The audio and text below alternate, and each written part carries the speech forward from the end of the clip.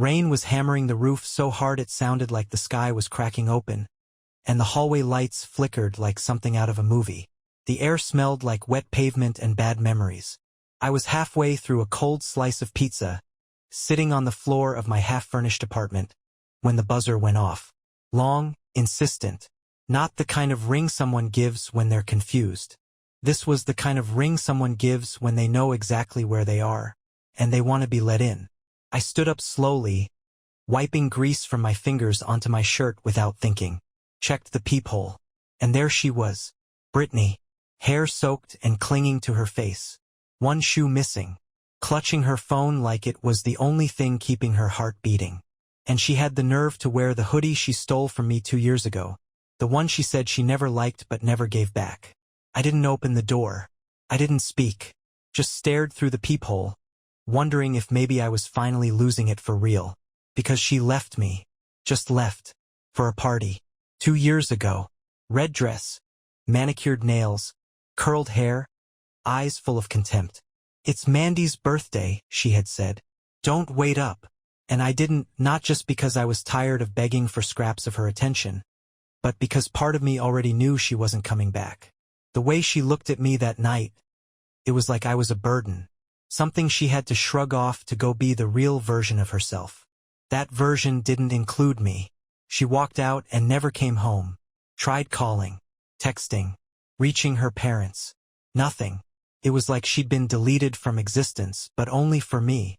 A week later, I heard from a mutual friend that she'd flown to Miami with Ryan. Some clown she worked with. She called it finding herself. I called it betrayal. I moved 3 states over. Changed jobs. Sold everything. Went dark. I rebuilt my life from scraps with the weight of her absence still clinging to me like smoke. And now, she was outside my door like it was nothing. Like we were just picking up after a stupid fight. She finally noticed I wasn't opening the door. Looked straight into the peephole like she could see me. "I know you're in there, Jake," she said, voice hoarse. "Please. Just 5 minutes." The audacity. 5 minutes. That's all she thought it would take? My hand hovered over the lock. Not because I was thinking about letting her in, but because I wanted to see why she was here.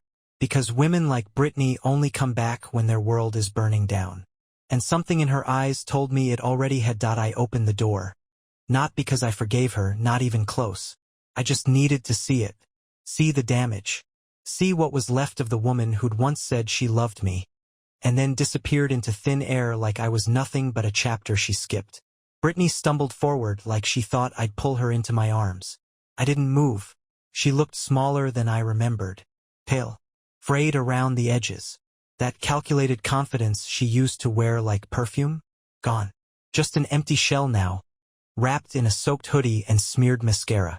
She looked like she hadn't slept in days. Still. Her voice cracked through the silence with the same manipulative softness she'd always used when she wanted something. "Jake." I didn't know where else to go. I shut the door behind her, didn't answer. Just walked to the kitchen and grabbed a towel. Tossed it her way. She flinched when it hit her hands. "Good. You got 3 minutes," I said. "Talk." She hesitated. Took a shaky breath. "I messed up." That made me laugh. The kind of laugh that doesn't sound human. Bitter and dry and almost feral.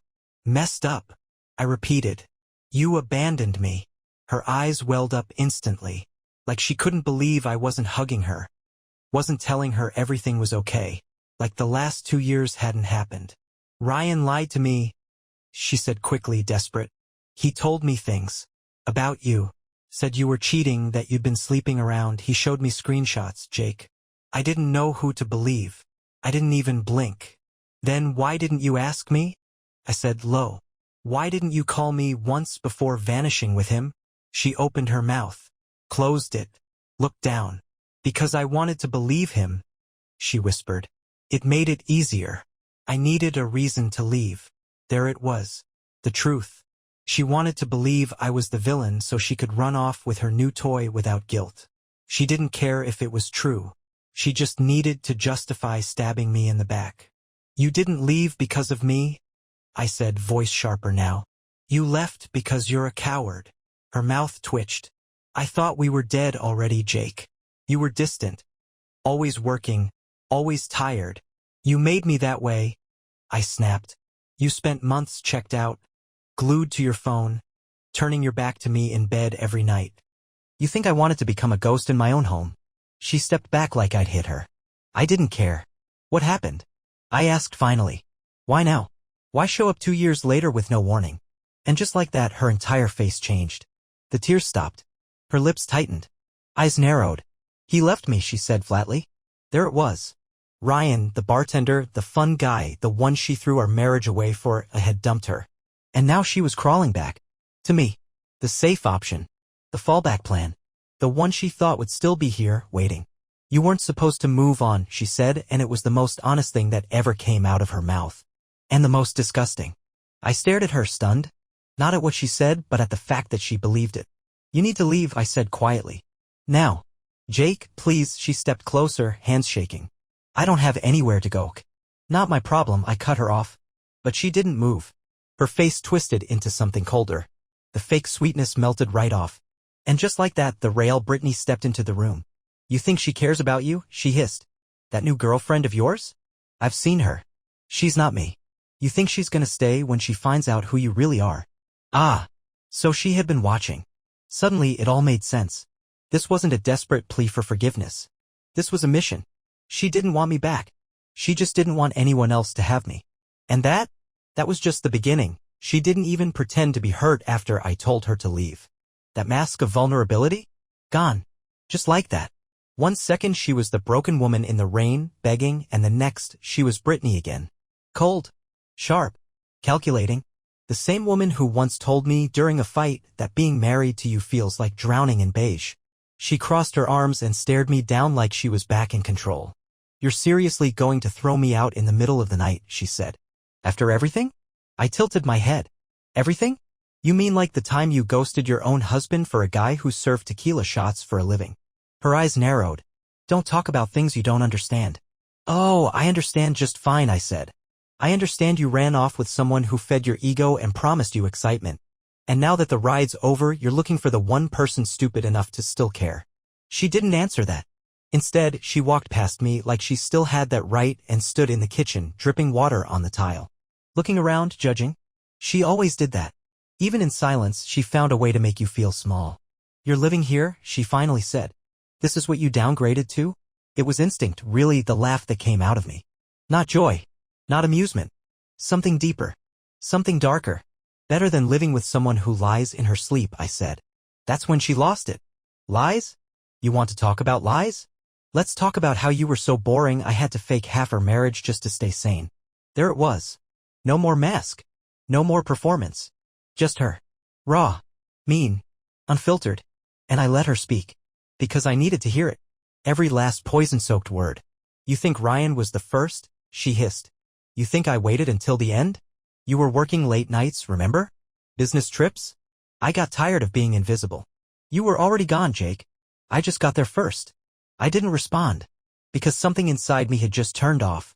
Whatever tiny, desperate ember of love or confusion or longing I might have buried over the last 2 years, she stomped it out with her own mouth.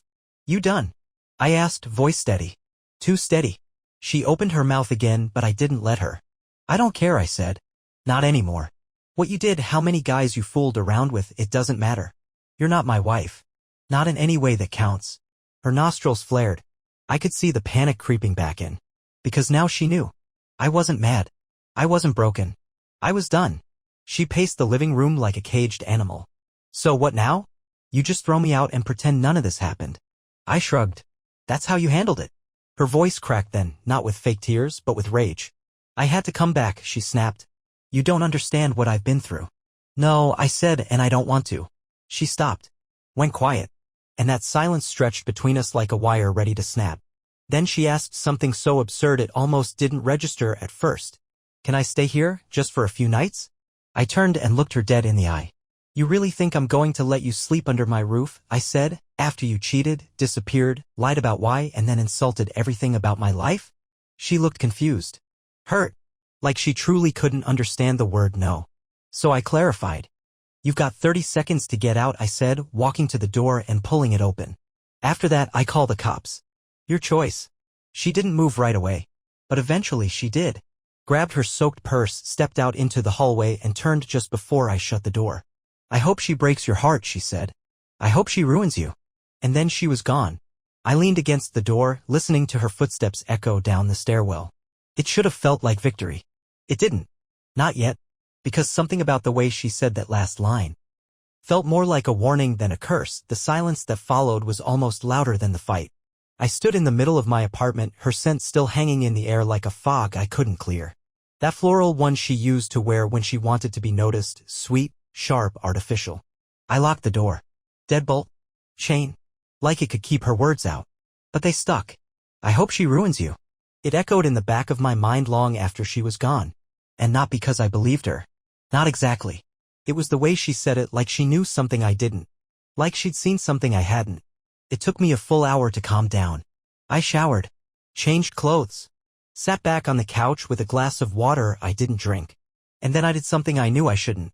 I checked Claire's messages. She was the woman I'd been seeing for almost 7 months now.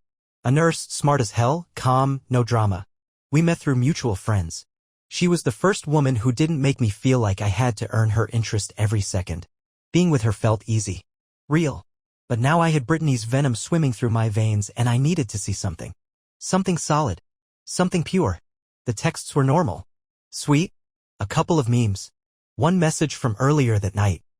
Can't wait to see you this weekend. I miss you. I breathed out. Let myself relax. Maybe Brittany was just lashing out. Trying to poison the well on her way out.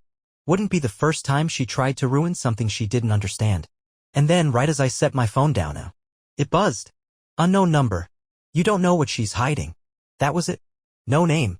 No follow-up. Just that one sentence. I froze. It couldn't be a coincidence. Couldn't be random. The timing was too perfect.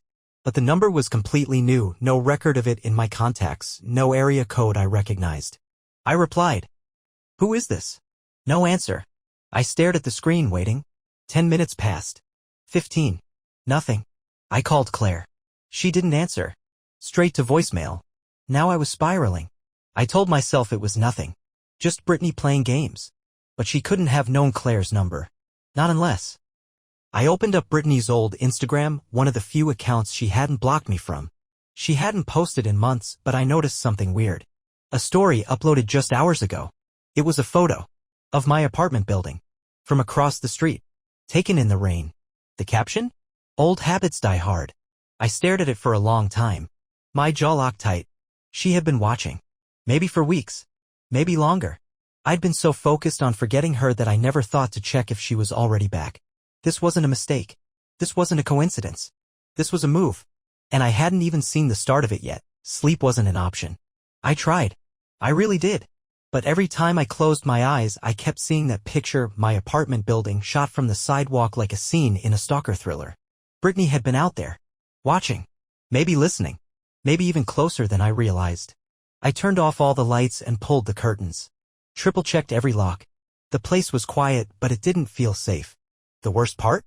I couldn't shake the idea that she wasn't working alone. The anonymous message about Claire. The way Brittany said, you think she's going to stay when she finds out who you really are? That wasn't just bitterness. It was targeted. Like she'd been waiting to drop that line at the perfect moment. Like she'd rehearsed it. I didn't want to believe Claire had anything to hide. But Brittany had a talent for digging under your skin, finding the hairline cracks, and splitting them wide open. I needed clarity. So I called Trevor, my best friend since middle school. He was the one person who stuck around through the fallout, the vanishing act, the rumors. The one who never once said I told you so. He picked up on the second ring. Tell me you're not calling because she showed up, he said, voice low and tired. Wish I could. Jesus, where?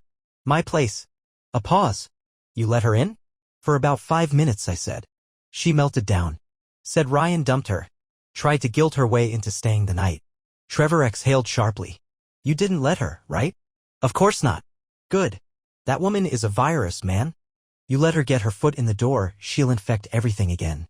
Yeah, well, I muttered, she already started. I told him about the text. The photo. The cryptic message. The thread about Claire. He was quiet for a second. Then said, you want me to look into it? Trevor was a PI now, left the military, got licensed, built up his own business in Chicago. He had a way of finding things no one wanted found. You think it's overkill? I think, he said, if Brittany's back, it's not by accident. And if she's dragging Claire into this, there's a reason. I gave him Claire's full name, phone number, a few details, where she worked, where she lived. I hated myself for it. Felt like I was betraying someone who'd only ever been kind to me. But something in my gut had started to itch. After we hung up, I sat in the dark, phone in hand, waiting for Claire to call back. She finally texted around 4:12 a.m. Claire, sorry. Fell asleep early. Everything okay? Normal. Innocent. But now I couldn't trust what was real and what was staged. Was she being genuine? Or was she carefully crafting that reply, trying not to tip me off? I stared at the screen for a full minute before typing. Me, yeah. Just had a weird run-in tonight. I'll tell you about it tomorrow. Claire, weird like how? You're okay, right? Me, I'm fine. Just tired. Call you after work. Claire, of course. Sweet dreams. The heart. I used to find comfort in that. Now it looked suspicious. Like a signature on a forged check. That's what Brittany had done to me. Warped my brain until I couldn't tell love from manipulation. And I was only just beginning to see how deep this thing was going. The next morning, Trevor sent me a name I didn't recognize. You need to ask Claire about Tyler Hayes. That's all I'll say for now. I stared at the message like it was a grenade. Because I didn't know a Tyler. But apparently, Claire did. The name wouldn't leave my head. Tyler Hayes? 2 words. That's all Trevor gave me. No context, no story. Just a name, like a key tossed onto a table right before someone walks out of the room and locks the door behind them. I Googled it, of course. There were hundreds. Athletes. Lawyers. A jazz musician from Oregon. But none of them seemed connected to Claire. Not that I could tell. And that's when I realized I didn't want to be that guy. The one who stalks his girlfriend's online life because his ex decided to kick open a door she had no right to even knock on. But I also couldn't ignore it. Trevor didn't deal in nonsense. He didn't throw names around just to stir up drama. If he sent me Tyler Hayes, it was for a reason. So I waited until Claire and I met for dinner that night. She showed up in scrubs, hair in a messy ponytail, smiling like it was just another Thursday. She kissed my cheek. Asked about my day. Told me hers. And I couldn't stop hearing Brittany's voice in the back of my head. You think she's going to stay when she finds out who you really are? I waited until the waitress cleared the plates. Until Claire started sipping her wine. Then I just said it. Who's Tyler Hayes? She didn't flinch. Didn't choke. Didn't laugh. But she didn't answer right away either. Her eyes shifted just slightly. Down to her glass. Then to the salt shaker. Then back to me. Why are you asking me that? She said softly. I didn't look away. Just tell me. She set her glass down. Folded her hands like she was bracing herself. Tyler was my ex, she said. We dated on and off for years. Before I moved here. It was complicated. How complicated? She sighed. He didn't want to let go. Even after I made it clear I was done. He showed up at my job a few times. Tried to message my friends. I blocked him. It's over. I nodded slowly. Then why did Trevor find his name linked to you, last week? That cracked something. Her face went still. Not scared, more like stunned that I'd known. She blinked. Frowned. He reached out again, she admitted. Just once. Sent me a DM from a new account. Said he was in town. Said he missed how things used to be. I didn't respond. I swear. I looked at her for a long time. Not angry. Just tired. Why didn't you tell me? I didn't want to give it power, she said. Didn't want to bring that into our relationship. You've already been through so much, Jake. I believed her. But it didn't make the feeling go away. That cold edge in my gut. Because I didn't find out from her. I found out from Trevor, who probably found it digging where no one should have had to dig. Claire reached across the table and touched my hand. I'm not Brittany, she said. I wanted to believe that. And I almost did. But when we got back to my apartment later that night, I noticed something. My bedroom window was unlocked. I always lock that window. It's a habit. A rule. And I hadn't opened it in weeks. I locked it again, slow, and turned to Claire. You opened this earlier? I asked, trying to keep my voice even. She frowned. No. Why? I didn't answer. Because if she didn't open it, then someone else had. And now I was done guessing. The game Brittany had started? It wasn't over. It hadn't even peaked yet. I didn't sleep. I lay there, eyes wide open, listening for sounds that didn't belong. Creaks, footsteps, anything. Claire slept beside me, completely still, breathing slow, peaceful. And that was the problem. I couldn't tell if it was real or if she was pretending. By sunrise, I'd made a decision. I got out of bed quietly, made coffee, and sat in the kitchen staring at the locked window like it was a crime scene. There were no fingerprints, no pry marks, nothing to prove someone had been inside. But I knew I hadn't left it open. So either I was losing it, or someone else had been here. Brittany? It wouldn't have surprised me. She knew where I lived, knew the layout, knew my routines. And more than that, she knew how to plant doubt like a seed and let it rot everything from the inside out. Trevor texted me around 9 a.m. Trevor, need to talk. Face to face. We met at a diner off the freeway, neutral ground, nowhere Brittany would look. He slid into the booth across from me. Serious as hell. No coffee. No smile. I found more on Claire, he said. My stomach sank. What does that mean? He reached into his coat, pulled out a folded manila envelope, and pushed it across the table. I wasn't going to dig. You asked about Tyler, I dug. But once I started pulling at threads, man, you don't even know how deep this goes. I opened the envelope. Photos, emails, screenshots, a copy of a police report. My brain struggled to keep up. Claire had a restraining order against Tyler. That much lined up. But the details? That's where it got murky. 3 months ago, the order was dropped by her. And 2 weeks after that, there were hotel receipts. 2 people. Same room. 2 nights. Could have been a coincidence, Trevor said. Until I pulled the security footage. He showed me his phone. Pressed play. Claire. Laughing. Getting into the elevator with a tall guy in a baseball cap. No sound. But the way she looked at him, I recognized that look. It was the look she used to give me. I'm sorry, Trevor said. I didn't want to be right. I sat there, staring at the screen. Not angry. Not heartbroken. Just numb. Why? I finally asked. Why stay with me if she was still messing with him? Trevor leaned in. Because she was hiding from someone worse. I blinked. Worse than Tyler? He nodded. Your ex-wife's been watching her too. What? He pulled up another photo. Surveillance still. Brittany. Sitting in a parked car across the street from Claire's apartment. Camera zoomed. Clear as day. She's not just obsessed with you, Jake. She's watching everyone close to you. She's not trying to win you back. She's trying to burn your life down piece by piece. I leaned back in the booth, my pulse thundering in my ears. Trevor's voice dropped lower. And she's not done. My phone buzzed in my jacket. I checked it. Claire, can you come home? Something weird just happened. There was a box on your doorstep. No name. No note. Trevor saw the look on my face. What now? He asked. I stood up, grabbed my coat, and said the only thing that made sense anymore. She's escalating. I drove like the pavement owed me answers. Every red light felt like a dare. My grip on the steering wheel was so tight my knuckles ached. Trevor followed in his car, insisted on it. I didn't argue. I didn't say much at all. The only thing running through my head was the box. No name. No note. Just like Brittany, messy, calculated, invasive. By the time I pulled up to the apartment, Claire was standing just inside the doorway, arms crossed tight over her chest. She looked pale, shaken.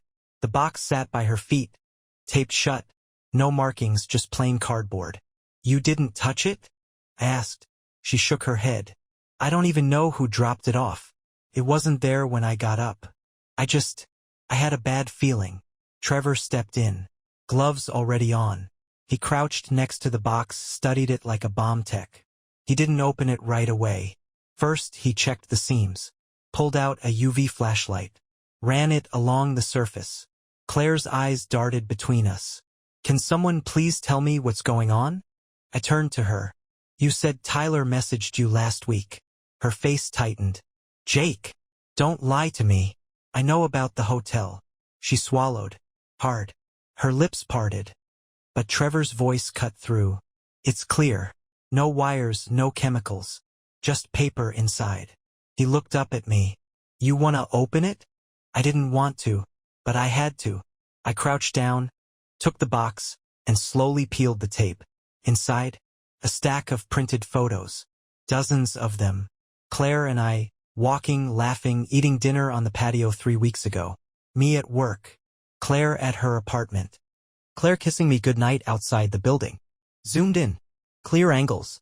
And then, photos of me asleep. In bed. My bed.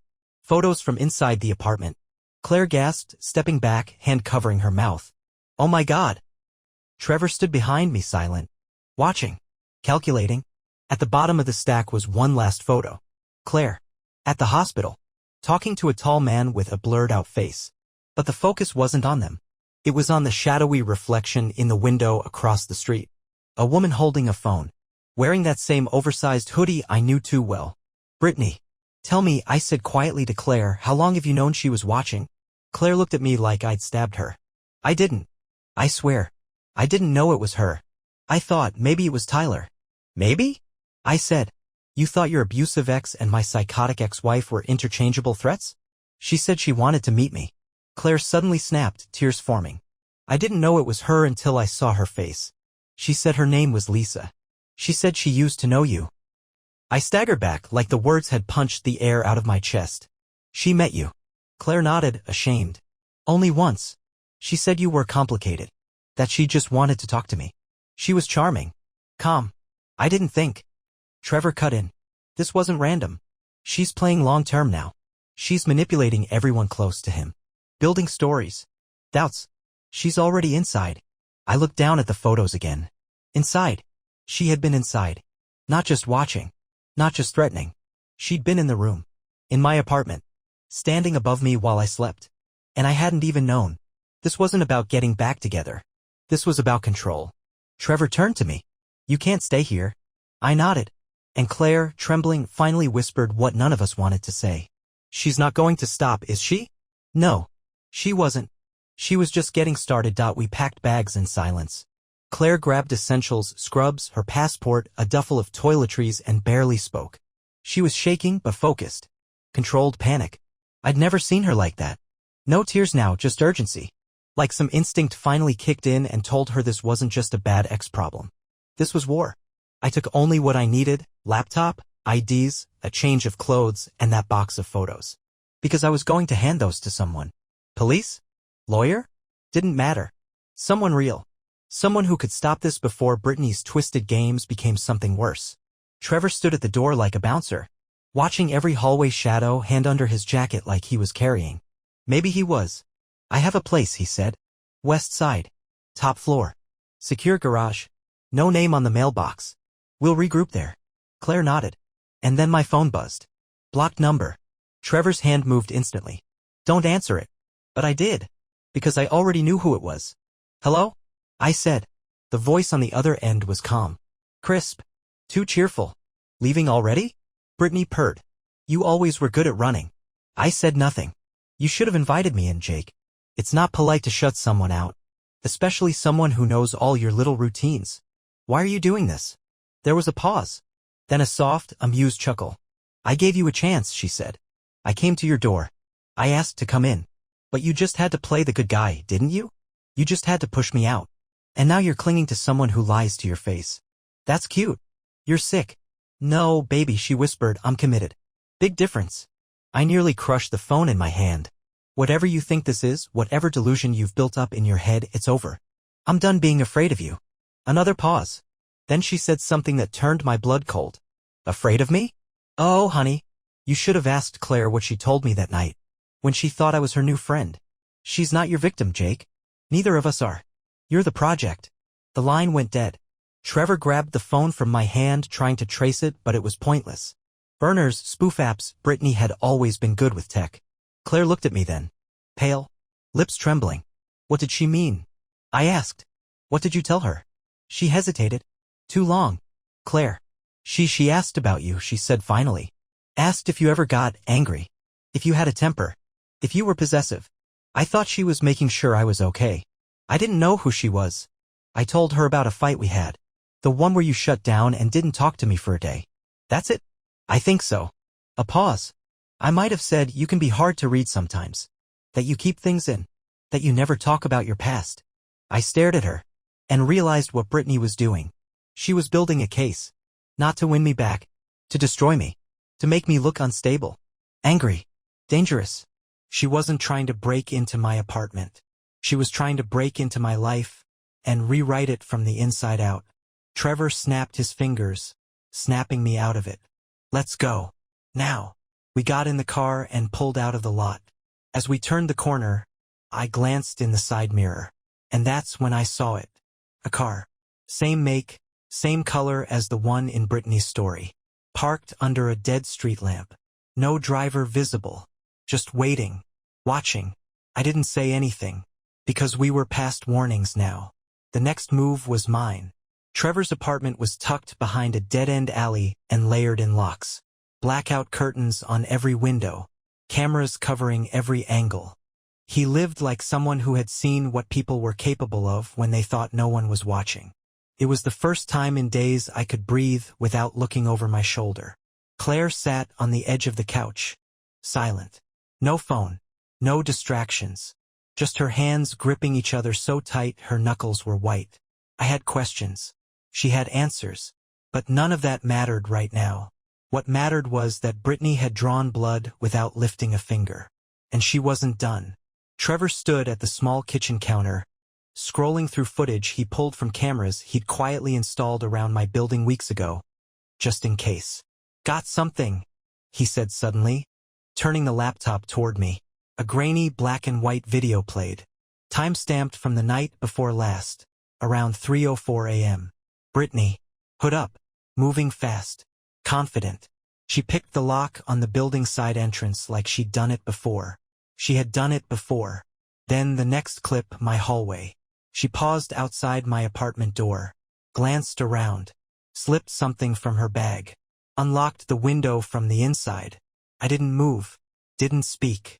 But inside, I felt something break. Not fear, not even rage. Something colder. Something that said, if she's not going to stop, then neither am I. Trevor tapped another key and brought up still shots from the elevator footage. Brittany and a man. Not Ryan. This guy was bigger, older, face partially obscured by a hoodie, but not enough to miss the smirk. They weren't just watching me. They were working together. I ran the plates on the car you spotted, Trevor said, not looking at me. Registered to a shell company in Nevada. Guess what else that company owns? What? A short-term rental 2 blocks from your apartment. One Brittany Simmons checked into a week ago. Clicked. She'd never left. She'd been living nearby planning this. She hadn't come back because she missed me. She came back to erase me. Trevor leaned over the table.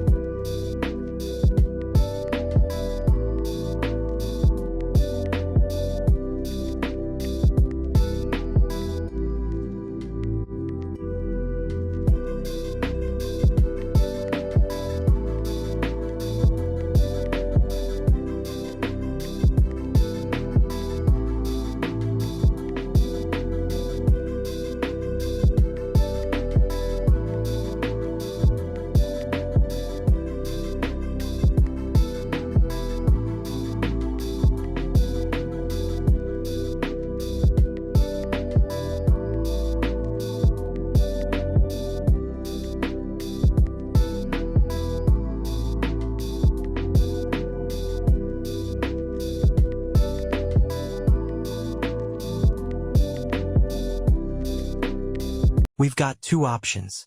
We take this to the cops now, restraining order, maybe a stalking charge if they actually give a damn. Or we pull her into the light. I finished. He nodded. She's strong when she's the shadow. When she's behind the camera. Behind the lies. But she doesn't do well when she's exposed. Claire looked up. What are you talking about? I'm saying, I said slowly. We stop reacting. We stop hiding. We make her move. Trevor smiled for the first time in days. Exactly. The plan came together fast. We leaked a fake message. An email thread Trevor mocked up between me and a lawyer, suggesting I was filing charges and subpoenaing surveillance from nearby stores. Then we planted a new camera facing the front of Trevor's building. We waited. Brittany took the bait in less than 24 hours. She showed up just after midnight. Alone. Hood off. Phone out. Pacing. Talking to herself. Trevor patched the mic feed into the laptop. She was ranting. Claire's gonna crack. She always does. She's weak. You just have to push her. Make her think Jake's dangerous. Make her think he's hiding something. He is hiding something. He always has. That man made me invisible. I gave him everything. She stepped closer to the door. I'll get him back. Or I'll burn him to the ground. Either way, I win.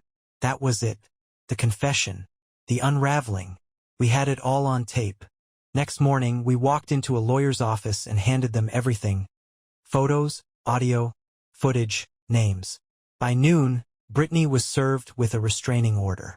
By 5, she was being questioned for trespassing and stalking. The final blow? Ryan. The one she claimed dumped her? He didn't. He left town because she started showing up at his job after he broke it off. Filed his own complaint weeks ago. She'd burned his life too. The truth collapsed around her like a sandcastle in high tide. I thought I'd feel relief. Maybe some kind of triumph. But mostly, I felt empty. Claire and I stayed at Trevor's a while longer. Talked. A lot. Cleared the air. I didn't know if we'd make it through this, but at least now, everything was real. No lies. No secrets. Brittany? She's gone. Out of my life. Out of my head. But not out of the story. She became the caution tape across my past. The reason I watch people more closely. The voice I'll never trust again. Even if it speaks through someone else's mouth. So here's my advice. If someone leaves you in silence, let that silence grow. Don't chase them. Don't fill in the blanks.